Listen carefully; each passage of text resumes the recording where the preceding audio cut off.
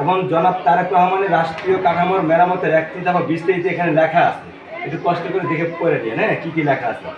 যদি ওনারা যদি এই ধানের শীষ প্রতীক নিয়ে জয়যুক্ত হয়ে আসতে পারে, তাহলে আমাদের এই 5 ব্লকে উঠান বৈঠকে বসে আমিনুল হক ভাই যে কথাগুলো ওয়াদাবদ্ধ করেছেন, যদি পাশে আসে তাহলে এই ওয়াদাবদ্ধগুলো উনি পূরণ করবেন। ঠিক আছে, আপনার ভোট আপনি দিবেন, যাকে খুশি তাকে দিবেন, তবে যোগ্য ব্যক্তি দেখে দিবেন, ভালো লোক দেখে দিবেন।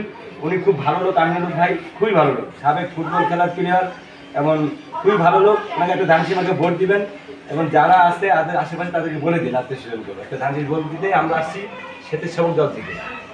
উপরে লোক আছে না শোনে ওই যে 5 তলার পানিটা মানে কিভাবে আসতেছে আপনার এখানে? আমার এখানে কিভাবে ওই যে পিসিরা ফাইল লাগাইছে, ফাইলের পানি আবার এরা ফাইল লাগাইছে এখান দিয়া চুলা নিচ দিয়া ওর পারে এই যে ওয়াল দিয়া পানি। না আপনি থাকা তো মুশকিল, আমি ঢুকছিলাম একটুখানি, যেহেতু থাকা মুশকিল কষ্ট। শোনেন এখন এটার আপনার কি মানে সমস্যাটা কিভাবে এরা করতেছে নাকি আপনার কোনো সমস্যার কারণ হইতেছে? হ্যাঁ রে বাবা রে, অত তো আমি কইতে পারি না। তাগো পানির কারণে আমার সমস্যা, আমার ঘরে উঠে দেখছেন এই যে পানিটা গন্ধ, হ্যাঁ গন্ধ তো কি পানি কি গন্ধ?